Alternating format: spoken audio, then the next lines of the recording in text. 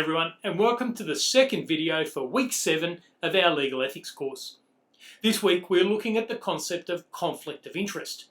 And in the first video we commenced by looking at our ethical obligations when there is a conflict between the interests of the practitioner and the interests of the client. In this second video we're going to look at conflicts of interest that occur when a practitioner is representing two parties at once. Now, when you first hear that, it sounds kind of crazy, right? I mean, even at this point in your legal ethics education, you can no doubt see that it's impossible to represent your client's interests effectively if you're trying to represent the interests of two clients against one another. But it does happen. Obviously, it doesn't happen in the context of two clients going toe-to-toe in a litigation dispute. That sort of conflict is dead obvious and easy to avoid. However, imagine if you've been providing legal advice to two people in a business partnership and a dispute starts to emerge within the partnership. Both of them regard you as their lawyer and both of them want advice on how to handle the dispute. Suddenly, you're acting for both parties.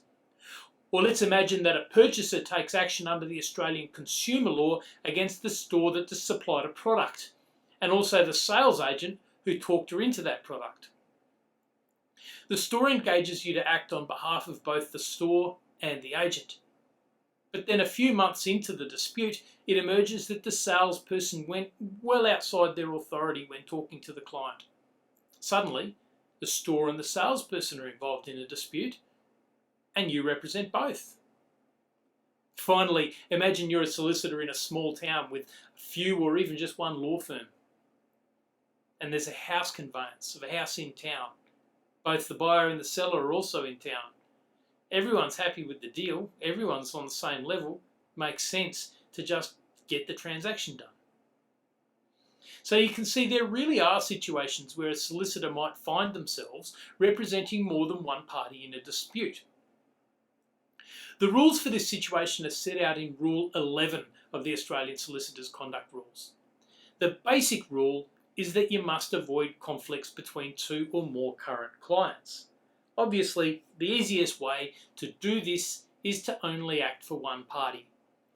And if a firm finds themselves acting for more than one party, then the obvious solution is to cease acting at all for anyone.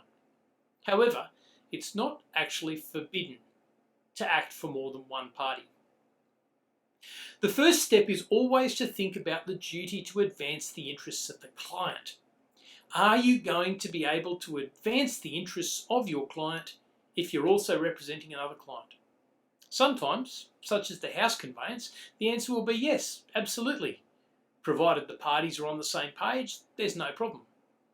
In many other cases though, the honest truth will be that you really can't advance the interests of each client while acting for both of them.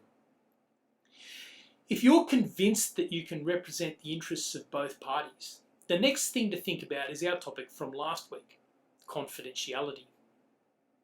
You see, if you have confidential information in relation to one party, you're not allowed to use that confidential information for the benefit of another party. Now, I don't know about you, but it's basically impossible for me to shut off part of my brain and pretend like I don't know stuff. So if you know confidential information about two clients, it's almost certain that you're going to end up deliberately or inadvertently using confidential information belonging to one party for the benefit of the other party. That's not suggesting that you're unethical, it's just suggesting that you're a normal person with a normal brain. So what can we do to resolve this? Basically, it's going to be all about disclosure. Rule 11 says you can continue to represent both parties if both parties have given their informed consent to you doing so. Courts in the past have been quite comfortable with solicitors taking this approach. In a case called Churchill and Connolly, which was a complicated real estate deal, Chief Justice in Equity Young said, "One must be very careful with the term conflict of interest.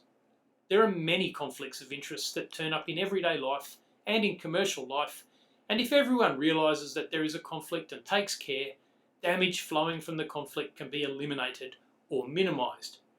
Very often, parties who are completely free of any disability would prefer the situation of a known legal advisor who has a conflict of interest with another client continuing to act rather than retain another." So, Summarising all of this, first you have to think about whether you can do your duty to the court by giving each client the best representation you can and advancing each of their interests.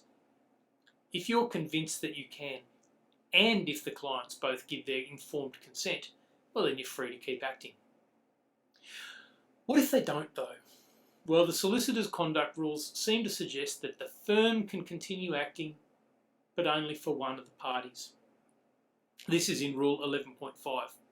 And it's all well and good in theory, but in practice, how are you really going to choose? And even if you did have some reasonable basis for choosing one client over the other, you've still got the problem of confidential information, haven't you?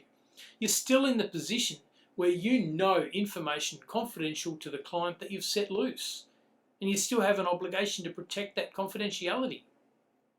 So realistically, my view would be that unless you have fully informed consent from both parties, then your only proper way forward is to cease acting for either party. Now, because that's a risk, that if two parties have a parting of the ways, you might not be able to represent anyone, it's often the case that firms will have a policy that they just never take more than one party to the dispute, no matter what. That's a sensible policy too. So that brings us to the end of video 2.